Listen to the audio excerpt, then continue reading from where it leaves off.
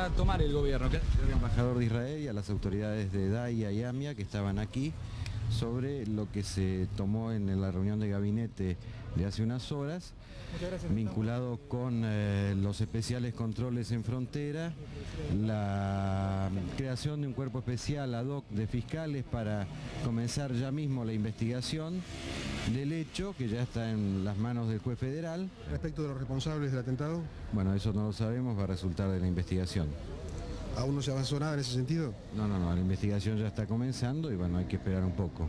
¿De qué modo se produjo, de qué modo se consumó el atentado? No, todavía no sabemos, más allá de la explosión, no sabemos técnicamente cómo se ha hecho. Esto va a resultar también de las pericias que se van a practicar y que ya las debe estar ordenando el juez de la causa. ¿Habría sido una autobomba?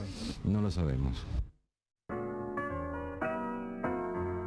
Rodolfo Barra era el responsable de seguridad, el ministro de Seguridad en la República Argentina, y dejaba estas reflexiones, ¿no? Ya las primeras dudas, a poco del atentado, pero dudas que se mantuvieron en el tiempo, Marcelo Polakov, porque creo que Argentina nunca, ni la justicia, ni el poder político, pudo avanzar siquiera seriamente en tratar de determinar el por qué y cómo.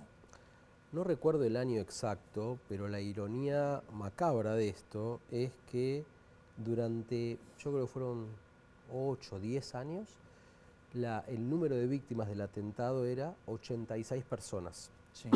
Hasta que resucitó un tal Díaz, que era un panadero, me acuerdo, Sí. que apareció en Asunción de Paraguay, habiendo cobrado el seguro su familia por su muerte. Con lo cual, fíjate vos, la desidia de la investigación, que ni siquiera se sabía cuánta gente había muerto. O sea, se cambió la cifra de 86 a 85 gracias a este panadero que, bueno, recuperó la vida de golpe, más allá del dinero que le robó a todos los argentinos. Sí. Bueno, no sé ni cómo terminó eso, pero este dato pequeño y anecdótico muestra la verdad, la ineficiencia de la investigación y de la seguridad y de la política que está vinculada a la seguridad. Recuerdo también, ahora veía las imágenes y me acordaba que el presidente Menem le había dado las condolencias por el atentado a la AMIA al embajador de Israel, cuando era una institución argentina. O sea, mucha confusión. Yo creo que en parte era ignorancia, en parte inoperancia y en parte complicidad, ¿no? Por supuesto, hoy todavía hay alertas rojas emitidas por la justicia argentina, ya mucho tiempo después, que dan cuenta de que el atentado había sido ordenado y planificado por funcionarios de la República Islámica de Irán, cosa que todavía, bueno, no ha sido despejada en su mayoría en términos de la duda judicial, porque nunca se han presentado a declarar. Exactamente. Entonces, difícil. Difícil, claro. Estamos viendo la inoperancia de la justicia, pero también el Estado argentino, falto de respuestas, de reacción, y contrariamente a esto, Israel avanza con sus propios cuerpos de investigación, también con sus servicios. El Mossad ha tenido una serie de teorías que prácticamente le han servido arriba de la mesa a la República Argentina, lo que sería la resolución del caso, y tampoco se ha avanzado, ¿no? No, la verdad, esas son a veces teorías que deben tener su fundamento, pero que nosotros, lo que está en la causa, digamos, es como lo oficial. En la causa está explicado de alguna manera sucinta cómo fue el atentado, quiénes fueron los responsables, y bueno, de momento recuerdo los primeros años del gobierno de Néstor Kirchner, que había una fuerte presión realmente desde el Poder Ejecutivo para condenar en cierta manera a Irán por no enviar a sus funcionarios a declarar como sospechados de haber participado en la planificación y ejecución del atentado. Esto que era una buena, en términos, diría, políticos, una buena preocupación del presidente en ese momento, después varió. Después en algún momento uno vio que se dio de alguna manera vuelta y se firmó un memorando que lo quería armar como una especie de juicio en Irán, toda realmente una situación de inserción de la política en la justicia bastante complicada, que terminó mal, obviamente, y que en parte también se ubicó después, años después, con toda la investigación del fiscal Nisman, que tenía que investigar el atentado a la AMIA, pero terminó investigando la corrupción que rodeaba a varios funcionarios argentinos vinculados. O sea, se fue barro tras barro, tras barro, tras barro, y los familiares de las víctimas aún sin ninguna respuesta que les pueda dar, no consuelo porque es imposible, pero algo de sentido a una muerte de 85 personas sin ningún sentido. Realmente.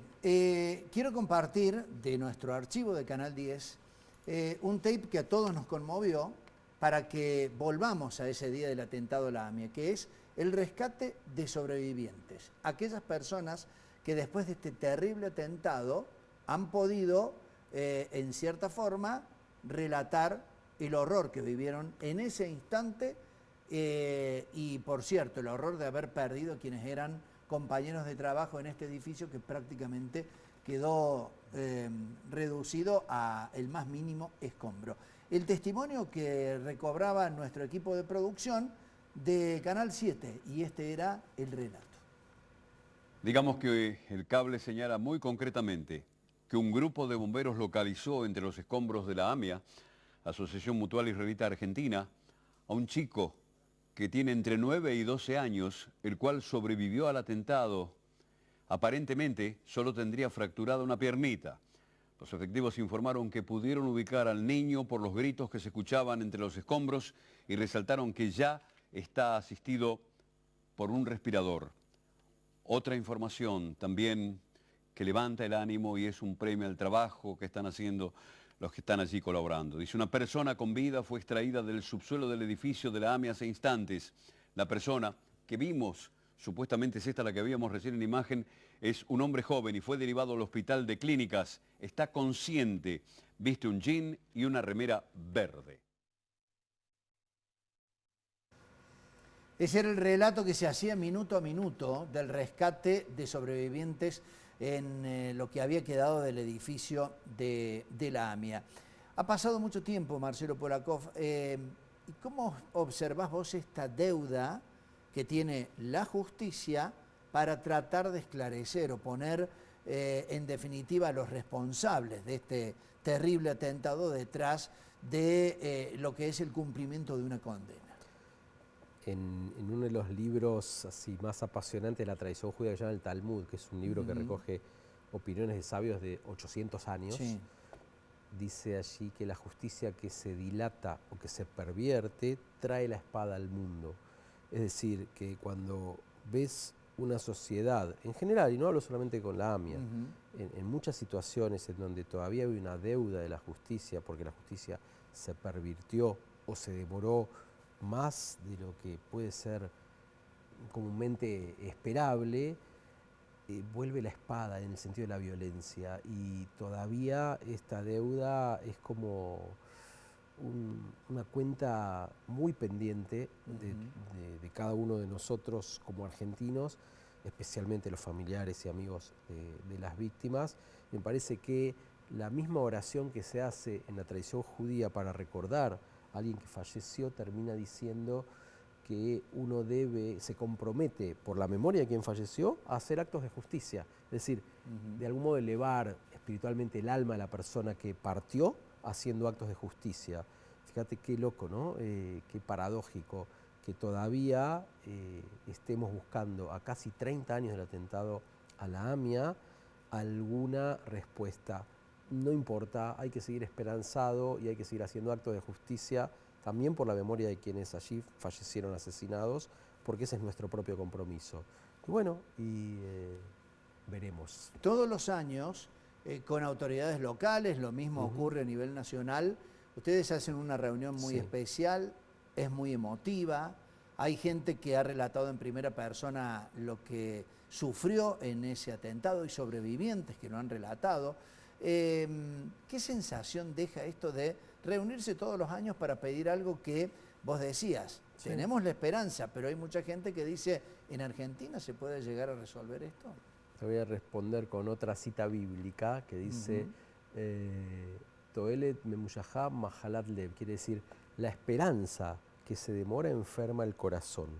Pero aún así es preferible tener el corazón enfermo en el sentido de tenerlo enfermo de dolor por la impunidad, tener el corazón enfermo porque te duele cuando le duele a otro, y no es solo otro de la comunidad judía, es otros en general. Entonces yo creo que a la larga el corazón enfermo es sano, porque lo que no tenemos que dejar es que este espíritu a veces derrotista y de situaciones complicadas que vemos para atrás sea lo que nos guíe para adelante. Me parece que a pesar de eso tenemos que seguir haciendo un ejercicio anual, por lo menos el 18 de julio, en cualquier formato que sea, porque ese ejercicio habla bien de nosotros y no podemos dejar que la apatía y la indiferencia inunde también esta y otras tantas causas. A mí me queda una pregunta más para hacerte, pero me gustaría que repasemos lo que ha sido el acto el año anterior del recordatorio precisamente del atentado de la AMIA, lo compartimos. Okay.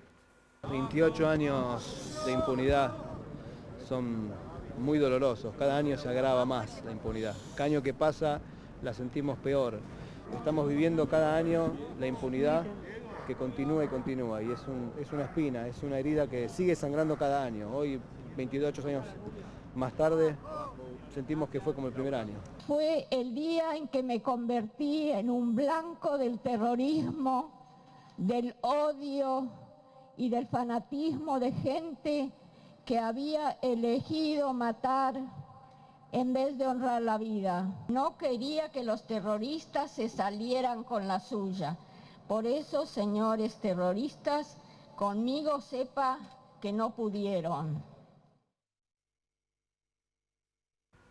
Con qué valentía, ¿no? Con qué valentía esas palabras expresadas en el acto del año anterior. ¿Por qué la AMIA? Sencillamente porque buscaron un objetivo... Yo creo que buscaron un objetivo que era como el corazón de la comunidad judía en Buenos Aires. Vieron que era posible. Y bueno, con algunas complicidades seguramente locales. Probablemente, bueno, como la causa finalmente, después de tantos años, lo fue demostrando, estos funcionarios iraníes terminaron en suelo argentino poniendo un conflicto que no es, digamos, nuestro, ¿no? Entonces, me parece que aprovecharon las debilidades que dio el país, lamentablemente nuestro país, la impunidad de 2 años posteriores al atentado a la embajada y bueno, el blanco una comunidad judía vibrante en un país que no pudo impedirlo. Bien, y ahora sí la última.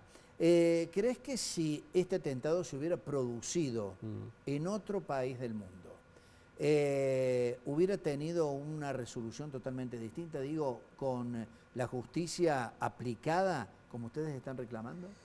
Y lo vemos, si uno repasa históricamente, lamentablemente lo que se inauguró, esta moda nefasta y macabra de activar atentados o poner células terroristas en otros países fuera de la zona del conflicto original, bueno, ha tenido réplicas en un montón de lugares y en muchos lugares donde han habido atentados, los responsables están condenados, enjuiciados, encarcelados y entonces uno ve con una sana envidia algunos países donde, bueno, los sistemas de justicia e investigación no están tan corrompidos como estuvieron aquí. Y bueno, de alguna manera, a pesar de que los atentados es muy difícil a veces de frenarlos, sí, al menos la respuesta posterior es una respuesta un poco más integral y deja a los ciudadanos de esos países un poco más con una sensación de cuidado y de nación que cuide a sus ciudadanos mucho más fuerte que lamentablemente la nuestra.